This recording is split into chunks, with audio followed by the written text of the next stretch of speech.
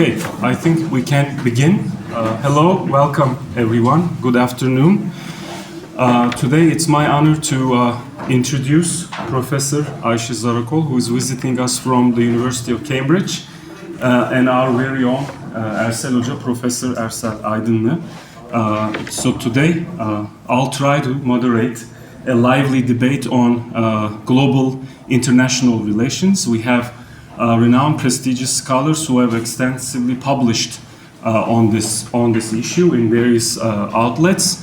I want to keep this introduction really short because I'm also myself looking forward to it. So before reading the biographies of our guests today, I would like to emphasize that this is an event co-organized by the Center for Foreign Policy and Peace Research of the İhsan Doğramacı Peace Foundation and the Department of International Relations here at Bilkent University. For those of you who don't know me, I'm Seçkin Köstem. I teach here at the International Relations Department as well. So Professor Ayşe Zarakol is a professor of IR at the University of Cambridge and also a politics fellow at Emmanuel College. And she's currently one of the two associate editors of the journal, leading journal in our field, International Organization. She graduated from Middlebury College and then later on obtained her master's and PhD degrees from the University of Wisconsin-Madison before joining Cambridge in 2013. Professor Zarakol taught at Washington and Lee University in the United States. Her research is at the intersection of historical sociology and international relations, focusing on East-West relations, history and future of world orders, conceptualizations of modernity and sovereignty, rising and declining powers, and Turkish politics in a comparative perspective. She is author of two well-regarded monographs published with Cambridge University Press titled After Defeat and more recently Before the West. Her articles have appeared in journals such as International Organization, American Political Science Review, International Affairs, International Theory, International Studies Quarterly, European Journal of International Relations, Review of International Studies, among other outlets. She is the recipient in 2023 of the Rahmi Koç Medal of Science, given annually to one scholar of Turkish origin under the age of 50 for outstanding contribution to their discipline. And Professor Ersel Aydınlı is a professor here at Bilkent University, Department of International Relations. He's also the executive director of the Turkish Fulbright Commission. He got his MA degree from George Washington University, PhD degree from McGill University in political science. Later on, was a postdoctoral fellow at Harvard University's Kennedy School of Government. Before joining Bilkent, he taught at Middle East Technical University and George Washington University. He specializes on the disciplinary sociology of IR, international security with a focus on non-state actors, and Turkey's security and foreign policy. He has published and he has edited and authored a number of books, including Strateji Düşüncesi in Turkish, Widening the World of International Relations, Homegrown Theorizing, Violent Non-State Actors from Anarchists to the Jihadists, and Emerging Transnational Insecurity Governance, among others. And he has been published in prestigious outlets such as the Journal of Peace Research, Foreign Affairs, Journal of Democracy, Security Dialogue, the Chinese Journal of International Politics, Middle East Journal, Terrorism and Political Violence, and others. And even most importantly for our center, the Center for Foreign Policy and Peace Research, he is the editor-in-chief of Azimuth, a journal of foreign policy and peace, which aspires to contribute to this very debate on global IR and the place of the global south in the discipline of international relations. So now I'm going to sit down and start our debate. So I would like to start with Professor Zarakol. I don't have a microphone, so I'm going to have to shout a little bit. Let me know if you can't hear my voice back there. So I have several themes, so hopefully in the next 50 to 60 minutes or so, I'm going to try to direct several questions to our distinguished guests, and curious about their opinion. So the first theme is about defining global international relations. How exactly should one define global IR? What defines it? And what are its major achievements so far? If I could start with Professor Zarakol for this question. Thank you. First of all, thank you for inviting me to Bilkent. I think it's the first time I'm visiting in an academic capacity. It's my great pleasure to be here with you. I hope we can live up to the promise of a debate. Perhaps the word suggests something more confrontational. I don't know how confrontational we will get. we'll see.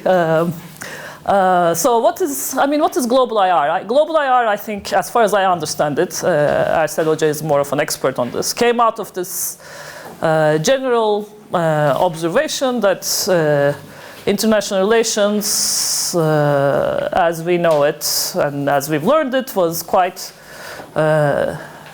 Western centric, especially US centric. Many of us know the article by Hoffman about IR as still what is it called? An American social science. That's from 77, I think, but in general, it's generally true to this day. So from that observation came the desire, I suppose, to do something about it, to be more inclusive, include perspectives of other regions, other cultures, other geographies. So I think that's generally the mission of global IR. I think it corresponds to similar movements, at least in terms of its labeling and other disciplines. So for instance, long before international relations had this global turn, there was a movement in history, at the end of the 90s, that's still with us, this idea of global history. Let's move away from doing national histories. Let's talk about the history of the globe. Things are connected and interconnected. What happened in IR is slightly different, but I think because there were these globalizing X movements in other social sciences and humanities, IR had its own turn. I think led primarily by Amitav Acharya, and to some extent with Barry Buzan. I would say it's a movement that's been around for maybe 15 years at most, because when I did my PhD in the first decade of the century, there was nobody, in the US, nobody was talking about global IR. I don't think I ever came across it. I'd never heard the term. And then it starts making an appearance, I would say maybe 2014, 2015, this idea of, and then it becomes kind of a thing, as the turns do in international relations. We can talk about why we have so many turns. And its successes, you can see the success right here. Nobody talked about global IR 15 years ago. Suddenly, we're all talking about it. This room is very, full. You clearly all want to talk about global IR. Everybody is interested. I think there is this idea, especially for those who are not based in the center or the mainstream of the discipline, as it's called in the US. There's this idea that the global IR could become, a vehicle, a vessel for getting heard, finally. I think there's, again, whether global IR has accomplished that or not, we'll talk about, I think, in this hour. But I think that's why people are attracted to the label, that it's a way of maybe changing the discipline, making it more pluralistic, And now there's a global IR section at International Studies Association, the creation of which I initially opposed, I will say, because my thinking was all of IR should be global. Like, why are we having a separate section for this? You know, because creating a section, I think, suggests that it can be somehow contained, or you know, the people who want this can be placated if they just get, you know, their own corner or something. Which I think points to some of the pitfalls of global IR, which I'm sure Ersel Hoca will also raise. I'll pause there for now, because I know there are many more questions coming. Yes. Excellent start. Thank you so much, Hocam. If I may quickly add a sentence to where Ayşe Hoca left. If you could also elaborate, in addition to defining it, the main pathways for reaching a more global IR, that would be much appreciated. Right. Thank you, Seçkin, and thank you, the department, and our center, and our journal also for organizing this. Obviously, I wish there was more time to engage in these things, because it really requires a lot of in-depth discussion. I think obviously global IR is the label, and the problem that global IR is trying to refer to has been there forever, probably since the inception of this discipline. And when Hoffman wrote the article, and the others even raised this issue, even though they did not write articles. But later, when the people that Ayşe is referring to, when they labeled it as global IRs, finally it had a name and came into our attention. That itself actually is problematic, because that also tells you something about how broken this discipline is. That a problem by itself is not enough to make itself heard. Some people, some small gods or big gods somewhere, have to decide finally to bring it to the agenda and give it a label, and generally this happens in the core of the discipline or core-related people, and then it becomes an issue that we are interested in. That also tells you how kind of artificial, almost to a degree, the agenda gets set in this discipline. One of the interesting things I should say, it's hard to define it, but we have to also remember that this initiative, just like any other initiatives probably in the last 20 years, is a response to something larger going on. We are highly disappointed with our discipline. IR theory is in crisis. It hasn't been necessarily doing what it promised a long time ago. And so this is a symptom, it's not a starting point, I would like to say. It is because of other large issues going on. It's wide to dispersed, there is no global discussion, and then etc. So there is some crisis. So we are all frantically looking for answers, and some of us also label this old problem and then present it thanks to all those. And now we have a wave. But that's the reason that also it carries the risk of becoming a fad, you know, that comes and goes. So there is that risk. But that risk, again, is not because of the global IR. That risk is because how broken the discipline itself is, and from the beginning. But another small thing with respect to the definition, Ayşe is right that there were other movements, believe it or not, even in business management. There were always efforts how to globalize the discipline type of thing, and then the Japanese school came in, they said, hey, we have better business theories, some other countries came in, and that's how the sociology, for example, it happened.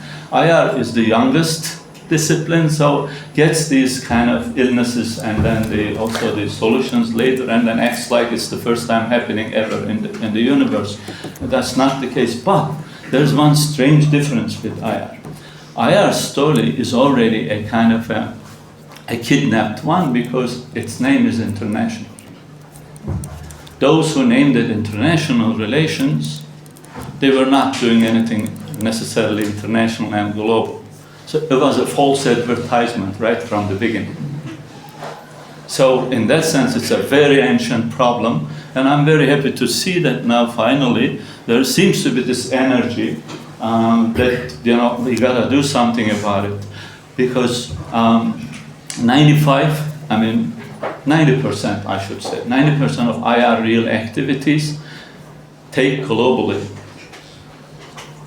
but 90% of the IR knowledge production takes in the other 10% of the countries. That's totally broken right from the beginning.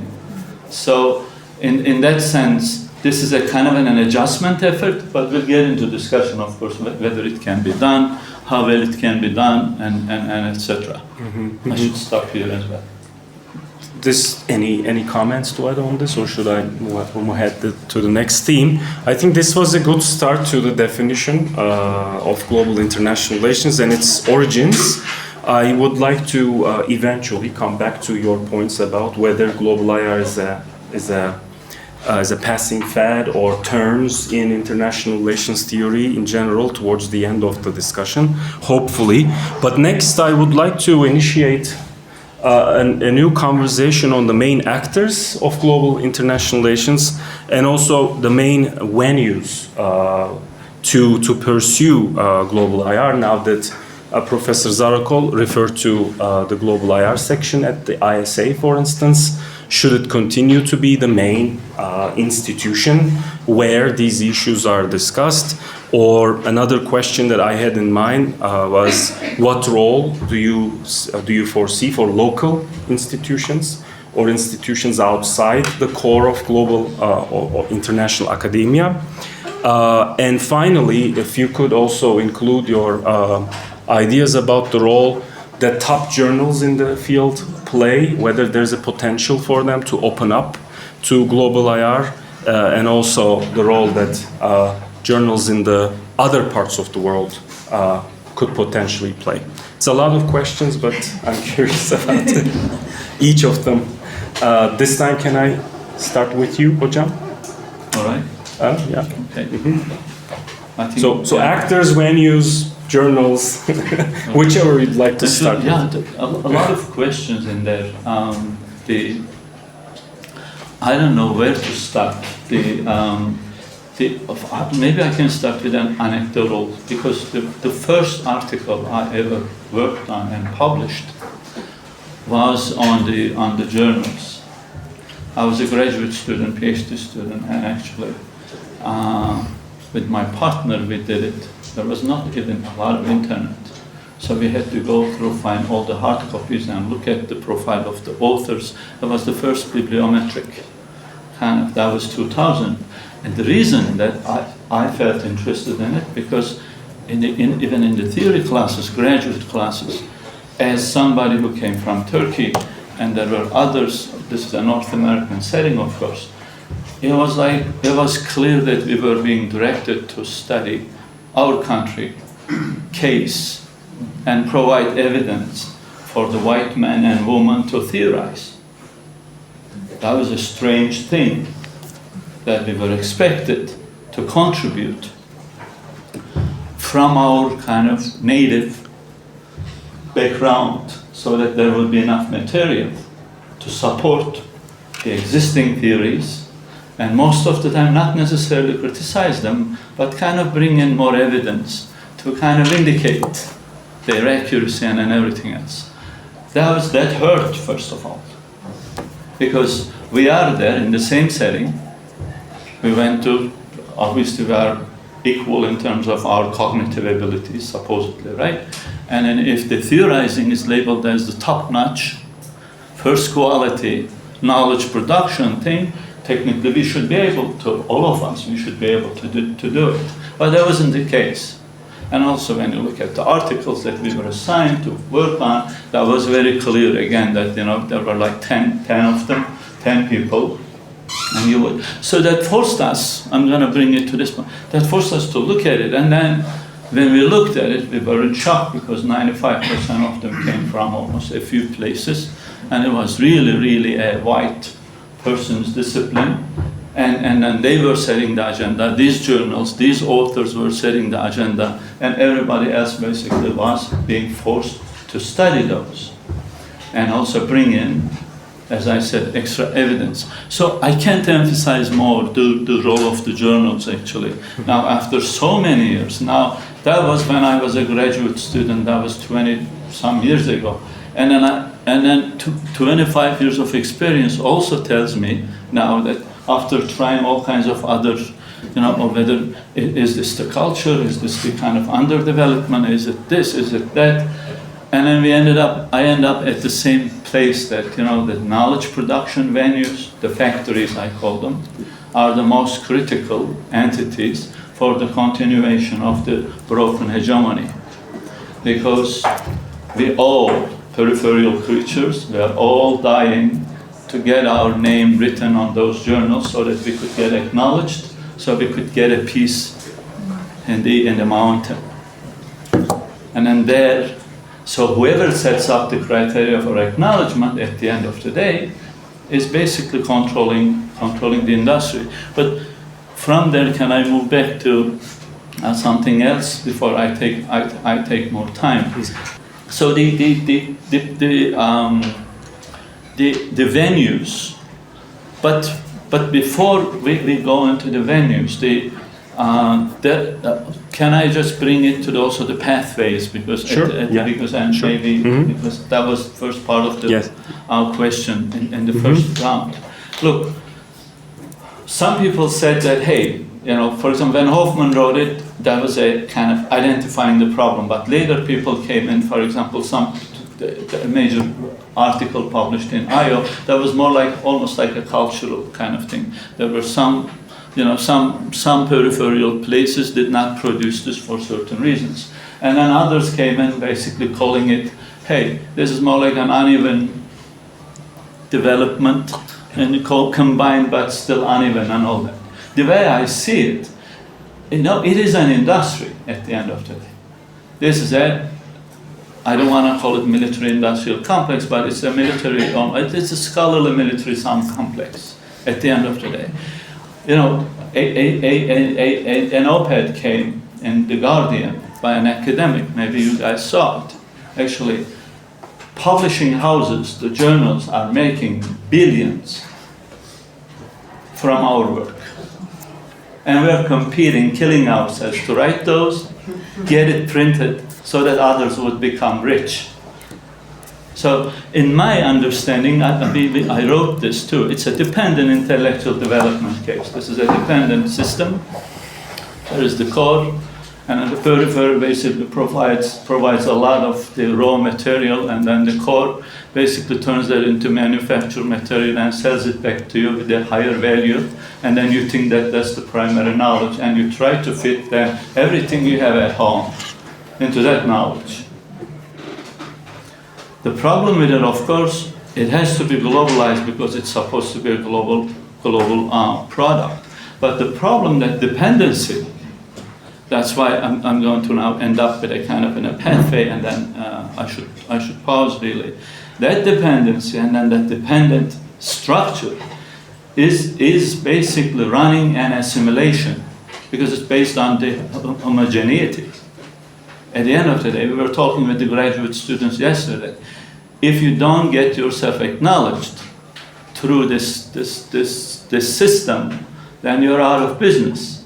So it leaves you with two options: kill yourself to be acknowledged, therefore get assimilated, or rebel and be left with no job, or be part of a peripheral scholarship that is bad quality, conspiratorial, and full of politics that you almost hate. There has to be more options than that. See, that's the global IR technically initiative supposed to be. I should stop here. Yeah. Thank you, Hocam. So the very same questions for you, Ayşe Hocam. So actors, when you... I guess here's where we get the debate. I have a slightly less pessimistic reading of the situation. I don't think it's like assimilate or like being relegated to periphery. I mean, I think it is possible to change the conversation a bit, not in many radical ways. I mean, I think we need, people make different trade-offs, different choices, but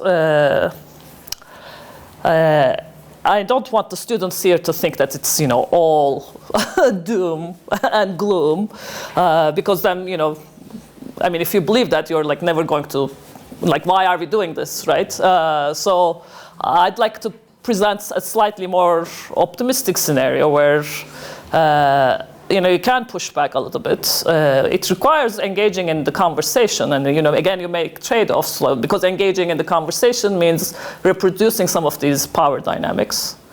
At the same time, you're not like forever doomed to like repeat the same things. I mean, that's how change happens. I mean, my reading of what was going on, like the US centricism of the discipline or the Western centricism, yes, it's true, but it wasn't all top-down. In a way, like the periphery was complicit in it, right? There was a long period where like there wasn't enough confidence like to push back, where so much of the training was like, we learned like theory, capital T theory. And then I'm going to go up, I mean, what you're describing, like, I'm going to go apply that to my country. Realist reading of X, liberal, whatever. And I think more people, this year I was in like Taiwan, Brazil, like South Africa.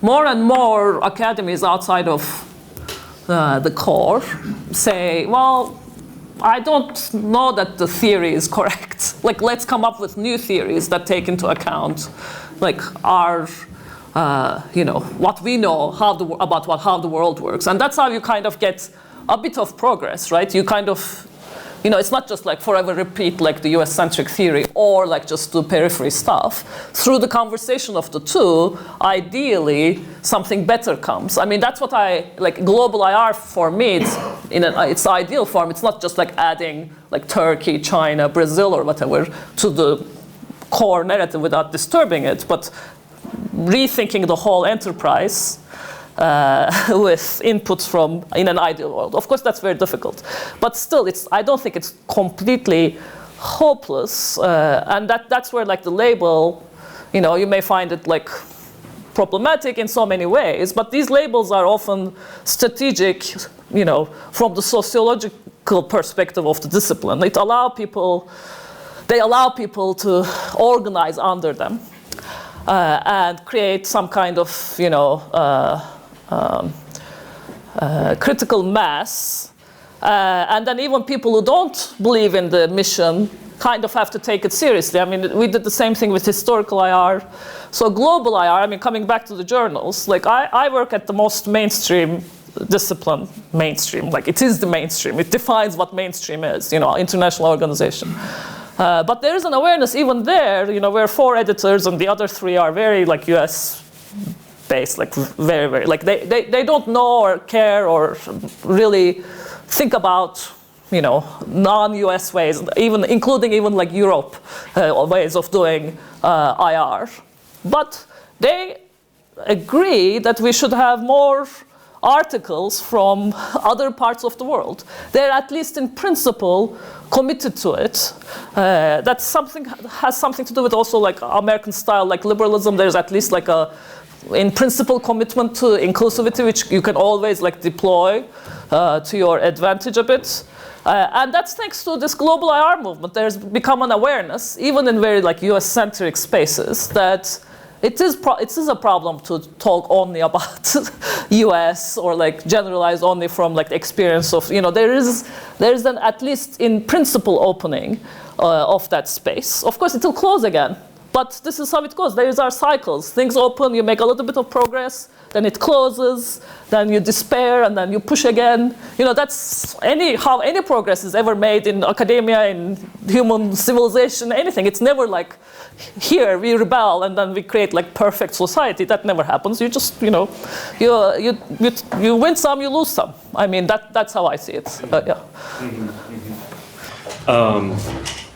Excellent, excellent. I think my next theme is going to be on the role of language. I think implicitly you've already covered that, but is English language the dominant scientific language of our times, playing a positive lingua franca role, or is it playing a rather negative hegemonic role that stifles potential for periphery theorizing or the rise of scholars from the periphery? I mean, is a scholar based in the global south? You know, is there any chance for them to be non-native, to have non-native-like proficiency and still rise to the core of the discipline? And finally, will artificial intelligence help solve this problem? So a little bit of problems of the past and a little bit of looking into the future. Before we jump into the, sure, because please. you wanted a debate. Yes, okay. Yeah. And I'm also concerned about time. That's why, and I have, yeah. Please, but Hocam, go ahead. Yes. We'll have to cut off our mics. There is no question that there's an extra awareness in terms of inclusivity, exclusivity, inclusivity issues, and all that.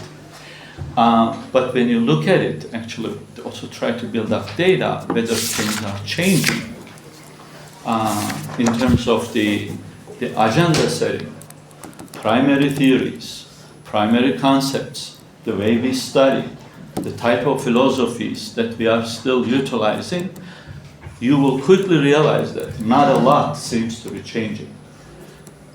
You will quickly realize that not a lot. Still, there are like perspectives, the primary perspectives are limited number. Still, for example, we don't hear the other philosophies or perspectives, some native issues rising into and becoming part of the core debate. That's one. It might take time.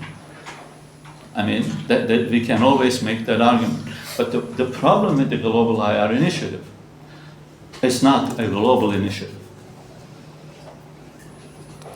And the reason it's not a global initiative, because it's an ISA initiative now.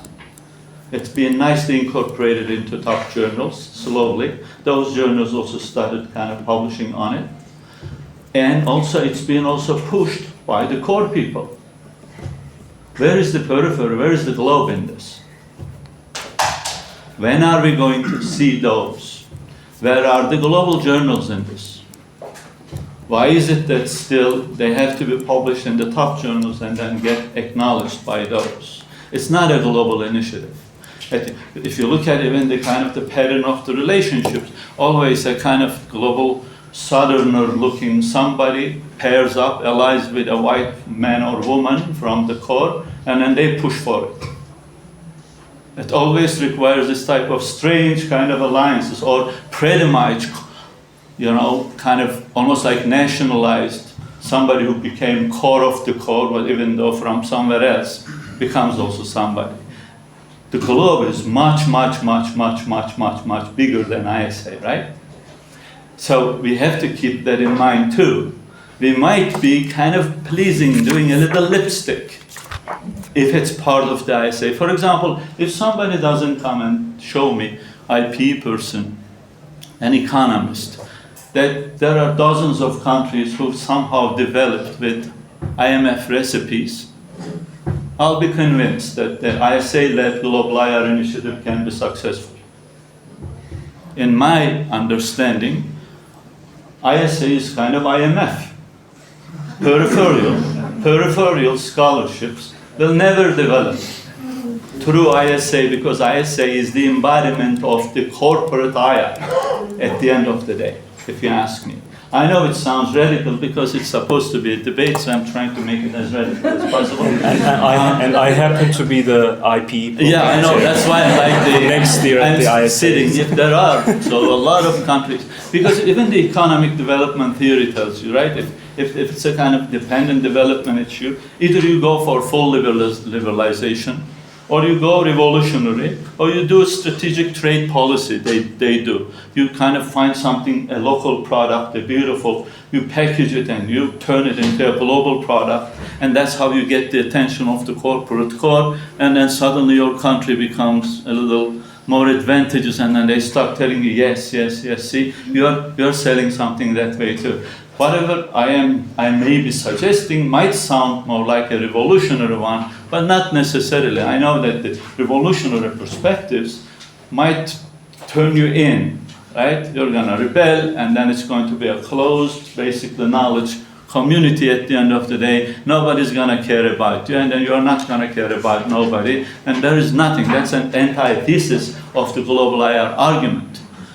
Global IR argument. But on the other hand, I understand that if there is not a global revolution, meaning that hubs emerging across the globe here and there, in Asia, I don't want to call it geographically, but Asia, wherever the Muslim world, other places, these hubs are going to emerge. They are going to produce something global but locally produced maybe, based on all those ancient perspectives and everything else, as valuable as the current ones.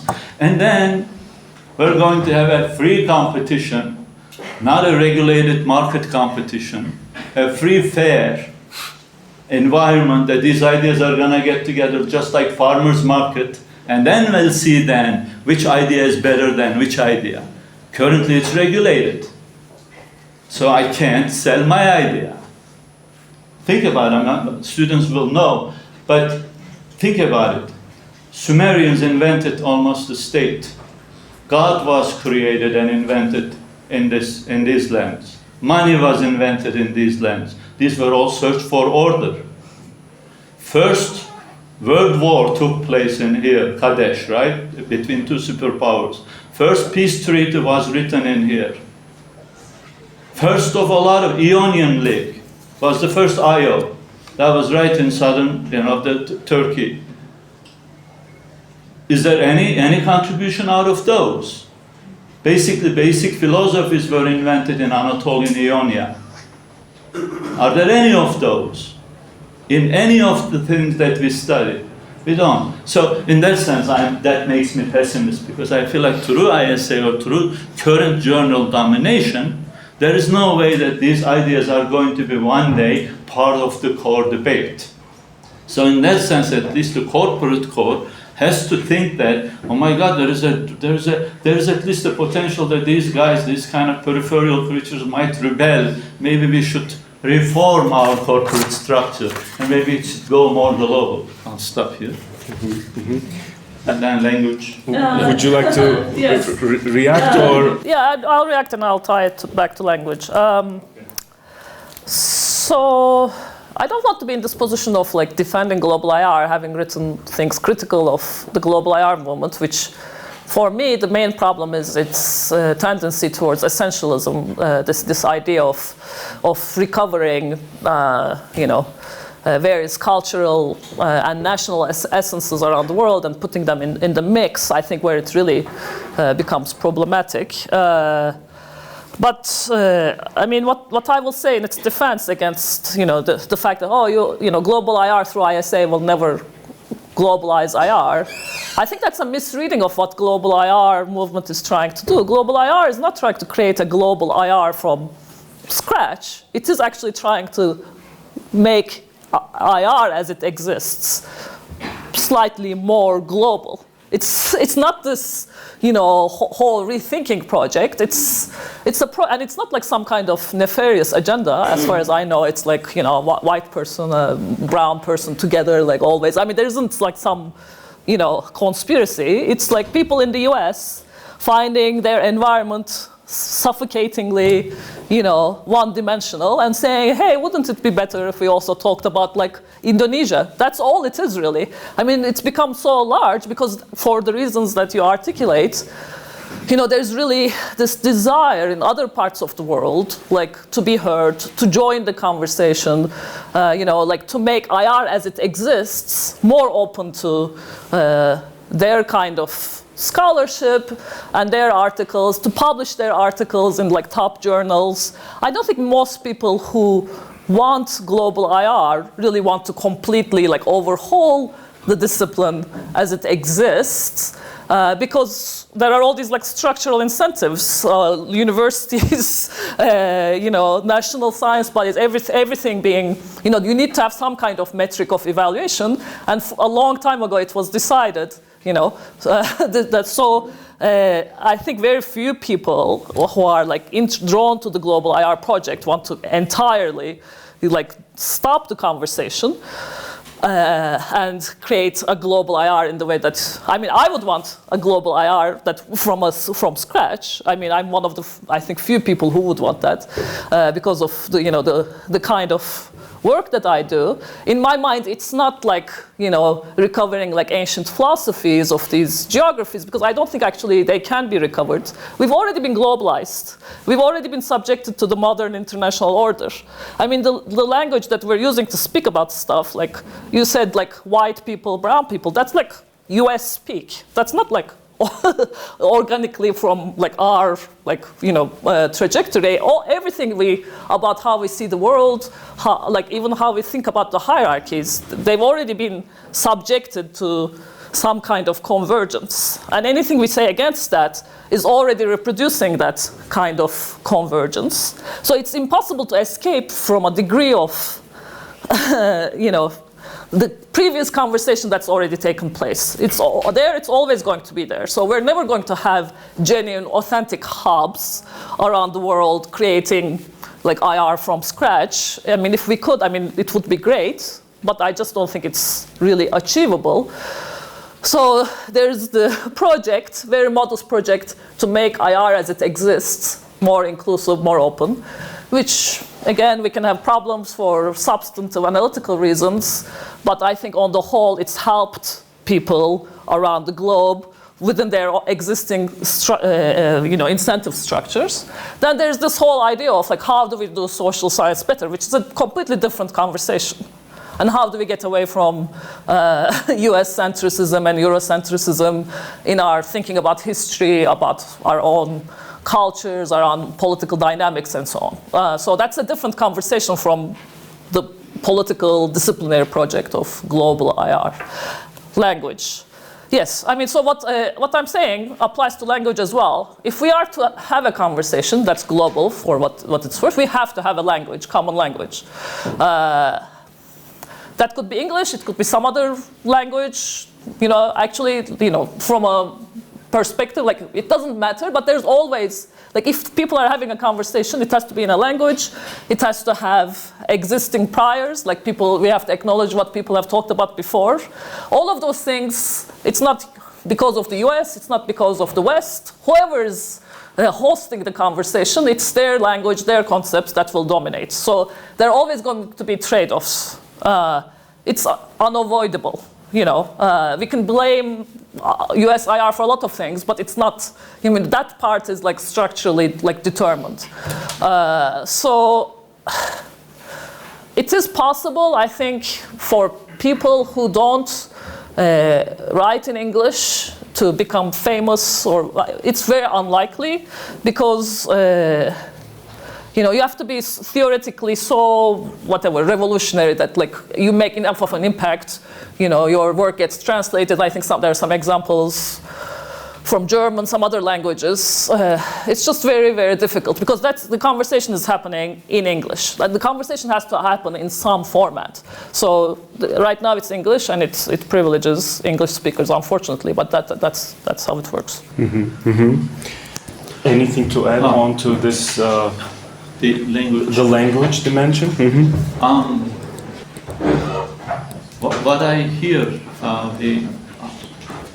obviously, I have a strong argument with respect to the language thing, because I wrote on it, and it was a big data. We killed ourselves, and the fact that, for example, Ayşe has to say that, that's the way it is, and that's predetermined, and that's exactly also my point, that, that's predetermined structure is not going to turn IR into a global IR. That's what I'm opposing to. I refuse to be part of that predetermined structure because I know that it favors the privileged. And I know that the privileged is only 10% of the world. And the world is 100%, and that's a global one. That's how it becomes global. But going back to the language thing, there are also other structural problems with one language dominancy. There are, even we try to present it in our article as well, there are the cognitive studies even. And if it's not your mother tongue, or if you haven't been versed since you were 2 or something, the creativity skills go down. Since theorizing is labeled as the best type of knowledge production somehow, wrongly, in IR discipline, that's supposed to be the creativity. You are already in a disadvantaged position and you cannot easily say, oh, that's the way it is, so there's nothing I can do. Because we speak English, but 95% of the IR world that we don't even know who they are, don't. I'll give an example, for example, Bilkent, right? Bilkent type of environments. There are also cores within peripheries. Bilkent is the core in the periphery. Koç, ODTÜ, and all those. You know, when you look at also the material, the core in the periphery, because of the language, because language determines, because these are English medium schools, they do not communicate with the rest of the periphery. They are lower beings. You know, the colonial kind of mindset doesn't get any worse than that. You are even being linguistically extra racist against even your own people because they just don't speak it. They can't speak it. We automatic, for example, we never publish in Turkish, the core of the periphery. Because we think that somehow English article is somehow holier than the other one. But hocam, you have published in Turkish, so do you I mean, seriously, and in prestigious outlets? But I have derdim var yani. But do you think that's why, for example, we try to, because we think that it should help also doçentlik kaliteli. No, that's not why you published in Turkish. And Ayşe, I did not mention, Ayşe Hoca's work has also been translated into Turkish. Do you think they reach out to a wider community when you publish in Turkish, within Turkish academia? Have you experienced that? Or do people keep reading in English? I think, no, you're touching upon something extremely critical. And Ayşe mentioned that too, you know, kind of the peripheral sins are huge too. There are a lot of peripheral problems that we run into. Yes, because you think that, I mean, we did a book on, for example, it got translated, but on methodology in IR, so hoping that, you know, that would also bring up the quality in IR research in Turkish disciplinary periphery. Yes, but then you realize something else quickly, that there are several other major structural issues in the periphery of the periphery. There is the capacity issue, there are the politics, there is the resulting quality issue. See, it's much deeper and much more complicated than we think it is. That's why I almost want to call it global IR is a tragic concept, because the burden falls on the peripheral scholars, yet peripheral scholars cannot do it. Imagine this. The core is not well prepared to help the periphery to move it into some other meeting point that eventually there would be a global fair of ideas. So periphery has to do it, yet periphery is either handicapped through my type of people, because we speak English, we like to jump into the club and say goodbye to the rest of the periphery, or we can't even speak, therefore we can't write, and we have to be part of that other lower being entity. Now, I agree in that sense. There is an agreement that I almost see also an impossible task. That's why it makes me almost think that, gosh, you know, global IR, not the way it is. Global IR has to be a revolutionary science. Rejectionist, revisionist science. But it can't be. That's why I call it a tragic kind of initiative, even though I've been part of it. I've been part of it. So, language. I think we have to some extent addressed it because I want to move on to my fourth and final theme. But yeah, one line actually, can I quickly? Please, English language, I mean, that's what our data show. I have to say that. The English language, the dominance, seems to be the key element for keeping this dependent development issue working. It makes it sustainable because that's how you kind of have to train yourself and join in, prove yourself, and then that's how also you start thinking, what are the top journals? What are the top journals? I'll give you one example. Our journal, Azimuth, right, is now in terms of the impact factor and influence, everything, is the #1 journal out of Turkey. Yet my university, this university, doesn't acknowledge it as part of the promotion. That's a rather sad moment for me to turn to the very final theme, which I titled as other issues, but still huge issues. In fact, Ayşe has already touched upon it very briefly, though. And based on the article that you published with Michael Barnett a few years ago in International Theory on the risks of global IR for falling into the essentialism or nativism or parochialism threat, do you see this as a serious impediment for global IR scholars? And if you have any suggestions for overcome it, and if you could also hopefully connect that to your own work on global history and the contribution of global history to IR as a field of study, that would be great. Yes, I mean, so that article came out of, I mean, I don't think we have necessarily the same complaints about global IR because I just don't have such expectations of global IR, so I see it more, as I've said, more of a project to make the discipline, especially in the US, a little bit better, not some kind of global rethinking of the whole field of international relations.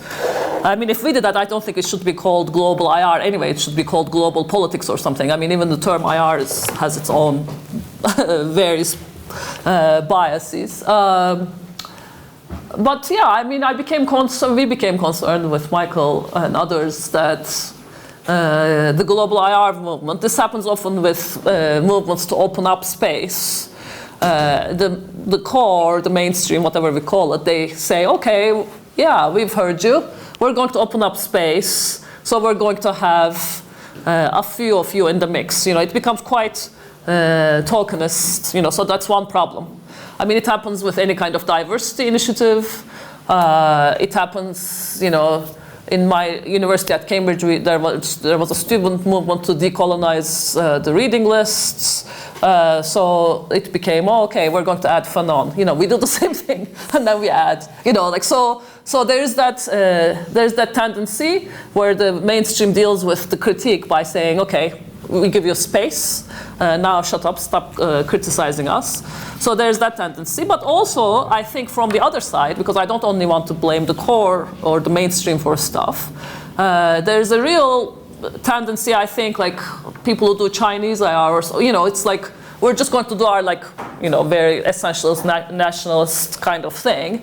And this will be global IR just because we're not from the US. And in my mind, this is even more problematic than just Eurocentric stuff that pretends to be universalist, because then we've actually divided the world into ghettos, cultural ghettos, you know, and we've reproduced the very problematic 20th century, like nation-state understandings of world history, all of that. So for me, substantively, from an academic perspective, that goes to very bad places. As I've been saying in the course of this conversation, you know, in an ideal world, we would like rethink the whole enterprise. I mean, not start, you know, obviously, like, to give an example of my own work, you know, it's not enough to critique Westphalia, the Westphalian narrative as being a myth or Eurocentric. we offer alternatives or ways of thinking about world political history. So it's not just that, in addition to US foreign policy, we study Turkish foreign policy, but maybe we rethink the concept of foreign policy by using examples from different pasts. So this is, ideal world where I would want any effort to globalize the discipline to go. And I don't think that's its main purpose. I want to say again that this is more like to create space for people. But I think it has created some space for people who are of that mind, who want to rethink the basic concepts of the field. And yeah, I guess I'm not a revolutionary, I'm more of a gradual kind of reform type of person, also because I'm getting old, so, well, all that hard as well. So yeah, anyway, so trying to make my corner of the field a little bit better is where I'm at, yeah. Okay, cool. Ersel hocam? Actually, it's important that we touch upon this kind of the because they are really valuable. The parochialism, the provincialism, essentialism, this type of critique against an emerging sub-discipline or perspective. But we have to remember something, actually. When today's even some conventional perspectives or the theories, when they were first introduced, they were always treated as parochial, as in some cases essentialist, also provincial. I mean, neorealism was introduced as part of almost like American foreign policy, right? IR was introduced also as a discipline was also introduced to support American foreign policy in that sense. So the ideas always come in and they always get treated, they always get labeled that way. And that should not really stop them from being really introduced in, also tried in. We'll never know which one of them really is going to make more sense. Everybody deserves, every idea deserves in that sense a fair shot. So in that sense, when I think about it, I would like to see, for example, current IR to me looks like a unipolar world. I would like to see a multipolar IR discipline. Very multipolar. Okay? And then really to get a good idea about the global potential, a multipolar one, and if it's possible also multilingual, because there are institutions in the world, a little bit attachment to the language issue, that they still survive by using multilingual practices. I mean, EU is trying to do that, right? You might say it in the slowest phase, but all right, but it's work. So kind of a multipolar IR discipline, a lot of hubs emerging, and a lot of ideas and perspective rising, and also fair competition, if it's possible, among them. So that then we will know whether what we have is the most valuable thing or not. We don't get to really contrast them. It's a rigged competition. So my overall thinking in that sense is not like global IR is the latest fad. I would highly disagree with that. If global IR thing, it should not have been labeled maybe that way. That's why now it turned out to be the latest addition into the discussion type of thing. I think IR discipline needs a rehauling, a kind of reconsideration, and then restart. We have to turn it off and turn it on, and then at a global level. I think in that sense we are thinking differently. I'm thinking outside of the house. I'm trying to think. I would like to see a global movement that the current core can become a respectable part rather than the 95% periphery being nicely incorporated into the existing core and the journals and the ISA and etc. If that sounds revolutionary, I would like to be called revolutionary. But that's gradual too in my thinking. But who's gonna do it? That's the biggest discussion. Periphery doesn't have the capacity. So if the core journals, core top people, if they ever are genuine in their interest in transforming this discipline into a global one, they should start publishing in peripheral journals. Then we'll see whether they are genuine or not, I would like to say. So instead of the periphery scholars publishing in top journals, Yes. because initially I thought Yes. that was also one of the key goals of the global IR movement. Yeah. You're saying scholars in the because core. Exactly, that's how the dependent system, look, we have this asymmetric dependent structure. It has to turn into a symmetric interdependent structure for any globalized project. You know, true globalization means interdependency, not dependency. So current one is dependent. How are we going to make it interdependent? Core would have to need the periphery as much as periphery needs the core. You might say that's impossible. I might agree with you. That's why I call it a tragic venue of thinking. I wanted Can I just to. respond? Sure, please, yes. I mean, I don't disagree. It would be great if there were, multiple hubs, many journals, and we didn't have this hierarchy. I've written up against various hierarchies in the early part of my career. I don't disagree with any of that. But what I don't hear from what you're saying, Arsel, is like, is this a structural problem, which then would require structural overhauling, or are like specific people or specific agents to blame? Because it seems to me that you're like suggesting both at times, and it's a bit of a, cop-out maybe. I mean, because like people who've been very involved in the global IR movement, again, I have my own disagreements with them, but Amitav and Barry Buzan, they both are very invested in publishing in non-Western journals. When asked, they do it. Sometimes they lend support. Barry has lent support to Chinese IR. I don't think that's actually a solution that, that's in a way to the problems that you've identified. I mean, it's a bit like this. I'm invited to a party. I go there. There's a conversation that is happening. Either, I can go join the conversation, and then I have to kind of talk about what they're talking about. I can gradually try to shift the conversation to what I want to talk about, but if they're already talking about something, I can't just go there and yell, why aren't you talking about, like my cat?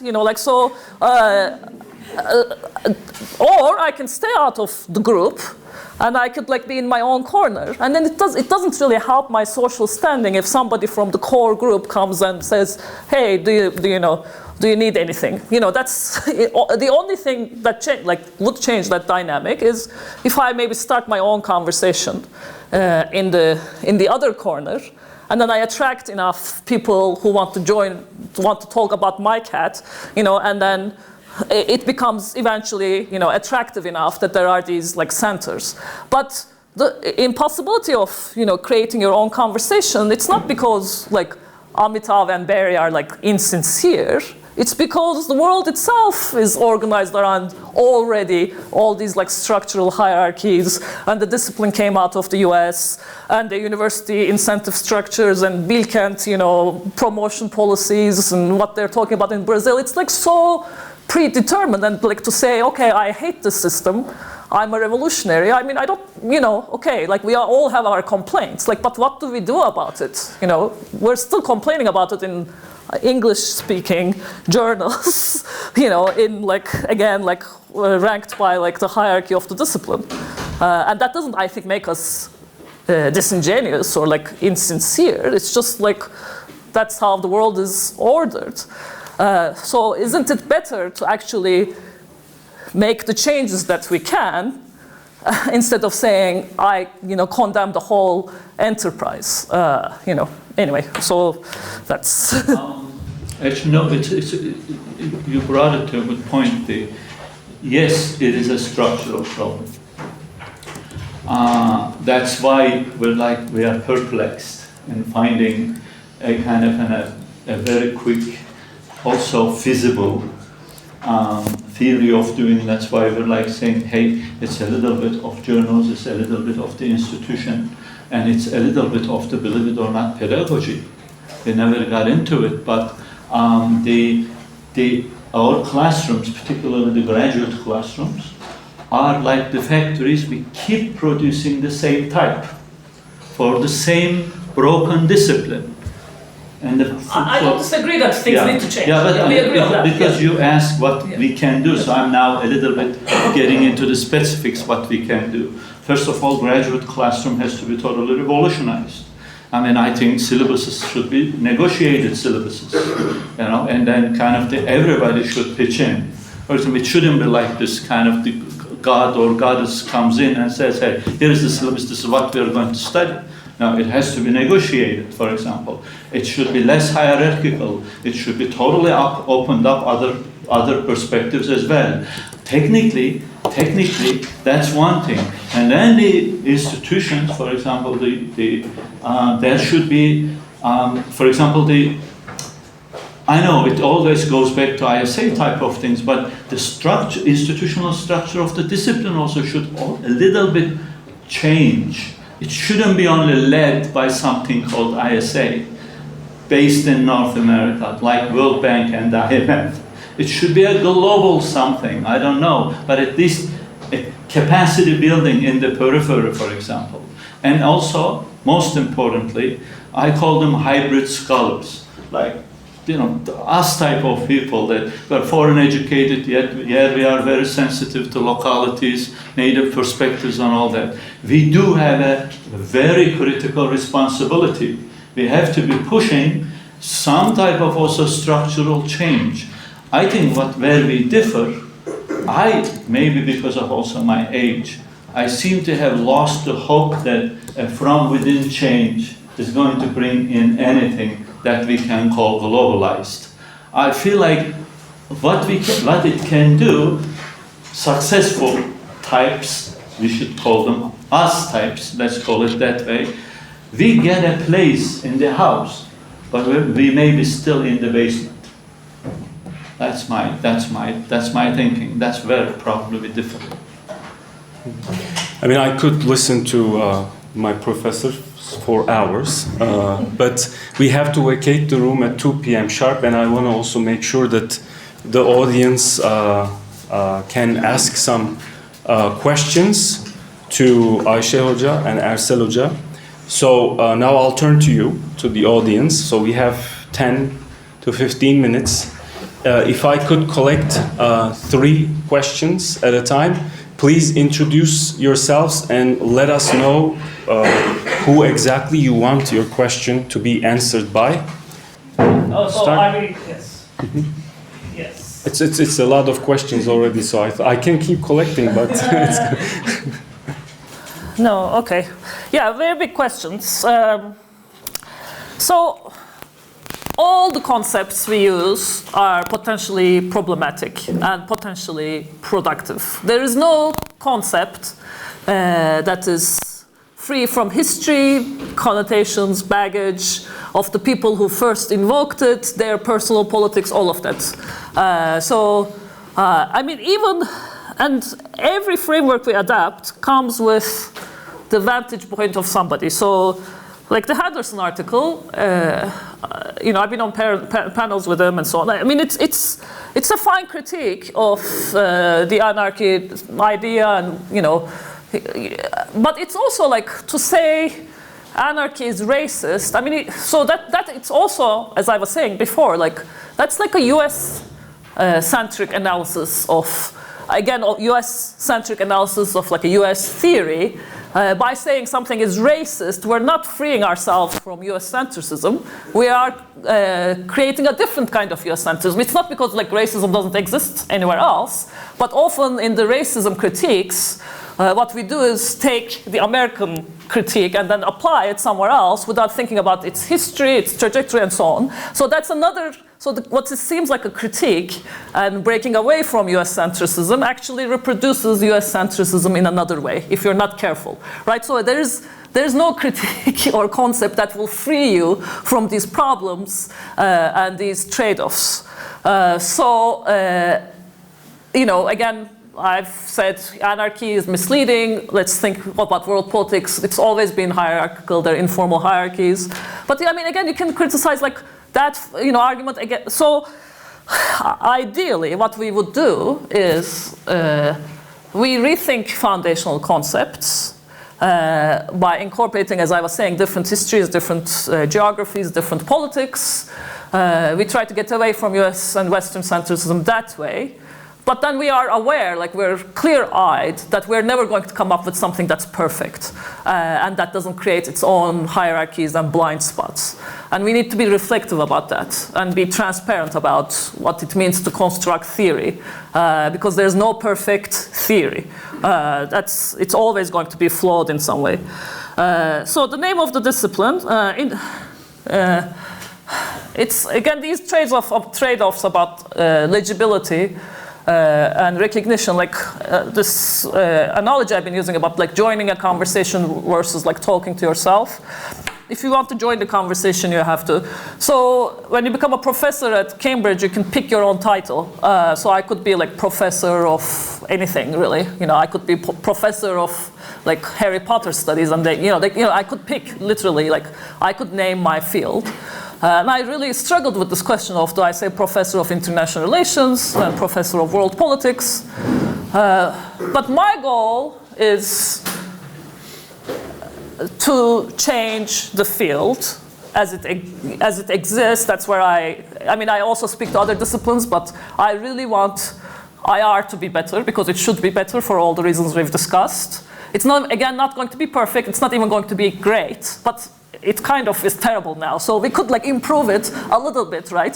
So because I want to join that conversation, I've called myself Professor of International Relations, and I think the global IR movement, again, I don't know their motivations, but I don't think it's like some kind of changing the world kind of thing. Like, it's more like, there are all these students who want to study these things and they can't get jobs. Like, how do we make sure that they get jobs, they get published? I think it really started from a place like that.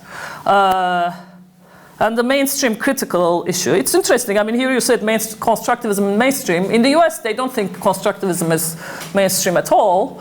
It's very marginal. And in the article I wrote with Michael Barnett, we talk about these previous cycles of critique and closure. So I would direct you to that article. But again, I want to remind you, like, whatever happens, something is going to be mainstream. You're never going to have a world where critical is critical as everything. The moment it succeeds, it's going to become mainstream and it's going to get critiqued. These are relational labels. They are not forever labels. You're critical to the extent you're opposing the mainstream. So that dynamic is always going to exist. And can global IR be really truly global as long as it's dominated by Western institutions? No, it will never be truly global. Again, we have to compare it to not like what is ideal, but what is achievable, right? So US-led IR is terribly US-centric, but maybe it's better than, because in theory at least it's open, it's better than, like, I don't know, maybe Chinese-led IR. Maybe Chinese-led IR will be even more closed. And maybe US-led IR can become more global from what it was 10 years ago. So please compare things to what are achievable rather than what would exist in a perfect world, because we do not live in a perfect world. So, yeah. Mm-hmm. Thank you, Ersel Hocam. Okay, a little bit actually on what was said and then linking it back to the questions. The hegemony doesn't have to be replaced by another hegemony. Now, we can be at least that much of an idealist. It doesn't have to be. A multipolar IR discipline doesn't have to be hegemonic, at least in theory. Just like we are familiar with the IR theories, multipolarity, unipolarity type of thing. It doesn't have to be. I think so. In that sense, I think it should be feasible. It should be considered, because otherwise we really fall into all the things that we've been criticizing for certain conventional theories. Very deterministic. This whole thing is that we are in something. That's the way it is, and then let's try to maybe do a couple of things. I understand, but multipolar IR discipline is a possibility. Multilingual IR discipline is a possibility. And both of them are going to be less hegemonic, for sure. At least the hegemony will be divided and balanced. We would have to, I feel like, think that way. When it comes to the name of the discipline type of things, it doesn't make any difference at all. You know, as I've been trying to say, the kind of spirit is important. You can repackage it in 100 different ways. If the existing kind of the dependent relationship continues, if that kind of every role is obviously defined, it might help, because it might give this at least kind of thinking that, okay, this is a new era, and then this awareness is going to be re-emphasized because of this name. I understand that part. But it might very well turn into a kind of an elliptic operation, saying that, okay, now we're going to call this, like Turkey became Turkey. People and everything else are the same. I think we'll take that part off the video. Okay.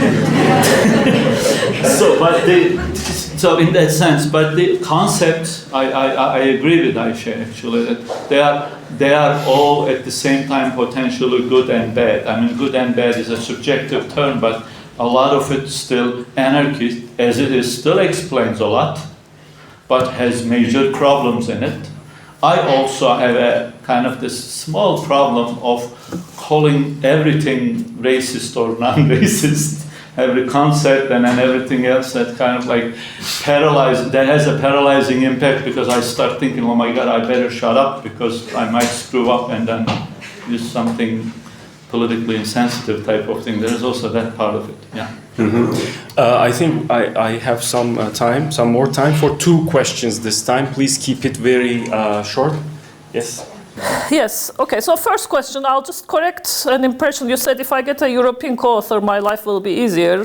I just want to correct that. I mean, from like at I.O., we are much more likely to desk reject core country authors, I mean, to the extent that Europe is core, whereas outside, we're much more likely to send stuff out to review, because there is this real push to diversify.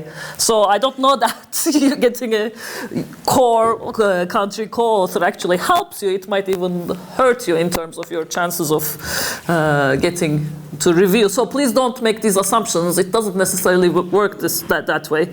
So local knowledge production, yeah, I mean, it goes to the earlier discussions about pedagogy, teaching. I mean, this is why I agree with Ersel that in some ways in many ways, the burdens on the periphery, the semi-periphery, it's much higher, because on the one hand, if you want to engage in the conversation, you have to be in English, you have to publish in certain journals, and all of that, certain kind of publishers. At the same time, there is a duty of care, like to place you live, the students you teach, and they don't necessarily have the same academic vision or desire to join that academic conversation that's happening globally with a core somewhere else. You also have to produce knowledge for the people that you see on a day-to-day basis, as a scholar, as a teacher, and that creates almost like 2 jobs. And I think that is quite difficult, but it's really important. I mean, I think it is a big problem that we teach this, to the extent that we do, this IR theory thing that is completely divorced from anybody's actual experience of how the world works, and then we expect students to kind of parrot that back to us, and I think that does some kind of epistemic violence to local knowledge production. I completely agree on that, and that brings me to this issue of innovation in global IR. I mean, again, it doesn't have to be under the name of global IR. because again, this is kind of like a disciplinary move. Like not everything has to have a label, but in general, I do really think, there's so much the rest of the world can say about theory production. And part of the reason we haven't is because of all the structural problems that we've discussed. But part of it is, as I was saying earlier, there were hierarchies in our minds. Like we've lacked the self-confidence, like to say like that theory doesn't make sense. Like that's not how things work. And I see more and more students becoming braver to call American-based scholars saying, you say X, but like that's not, like that's very specific to the US. Like, why are you generalizing from the American experience? Our experience is very different. You're like wrong about that. And that's where like innovation happens, when you bring something that's previously not incorporated into the corpus of like knowledge, and then you put it in conversation with something that already exists, and that's where you find creative nodes. And that's why I do think the world, whatever the label is, has so much to do with, with so much to contribute to theory and innovation, and IR or whatever it's called, the people who are concerned about the world. Yeah. Thank you. I think I would like to first say one thing. This core hegemonic structure, center, whatever that is, I don't think it should be defined exclusively U.S. It's a very dynamic kind of thing. This core is. For example, throughout my career, I always felt that the core, geographically, you can describe it very differently. But Western Europe, for example, particularly UK, is an integral part of that core. So I don't think it should be exclusively defined as a US something. And linguistically, for example, then it's English, native English, for example. So you can describe it differently based on, it has different components. It's not just geographical, linguistic. One would have to draw really a kind of in a chart with different dimensions in it. The local corporate IR, you know what? That's totally true. See, that's exactly the point. Because we are all copycats. We're copying the corporate IR, the core corporate IR. We are all the station chiefs. So how would you expect otherwise then? Because we are the product of an industrial system that basically in here, we choose to be the gods and goddesses in here, and we are copying what happened to us. So that requires another fight. I agree with the observation that, believe it or not, it's the hardest, but it almost takes two jobs. If you are kind of this a hybrid creature, that you want to be part of the global, but you are also sensitive to the local, you have to do two jobs. You have to get an acknowledgement in the core, but you have to also somehow build up a capacity in your own environment so that towards the end of your career, you wouldn't call yourself, oh my God, I may have spent my time only for something else, that I neglected my own local responsibilities. So that hurts when that happens. So that requires two, maybe three jobs even. But it's a complicated one. That's why it's tragic, because nobody comes to help. And you might very well say, I have great English, I got a great education, I'm credentials, so I'm going to take a good job and do the job the way it's been done so far. Most of us do, that's fine too. But you wouldn't be really necessarily either globalizing IR or serving to your own also local community. And then that hurts if you decide to live in this country until the end of your career. Because simply you become part of this interesting colonization process. And security, I really don't want to end on a pessimistic note, Hocam. So can I make it positive? Yeah, security, yes. Concept of security. Actually, that's really critical, and that's why we try to in our journal actually, all Azimuth do. Now we are trying, for example, we do on conflict resolution. We gathered experts on the conflict resolution, and then we are publishing a forum article from more like this global perspective. So that's going to continue. We're going to write one on security from global perspective, and then FPA from global perspective. So that's the way we are trying to kind of also contribute, and I know that sounds more like the evolutionary perspective, but that's very welcome. All right. On that note, let me once again thank my professors here, but especially Ayşe Hoca for visiting us at Bilkent, and also Ersel Hocam for your valuable comments, insights into this huge debate in our field right now, and hope to see you in our next conversation. Thanks for attending.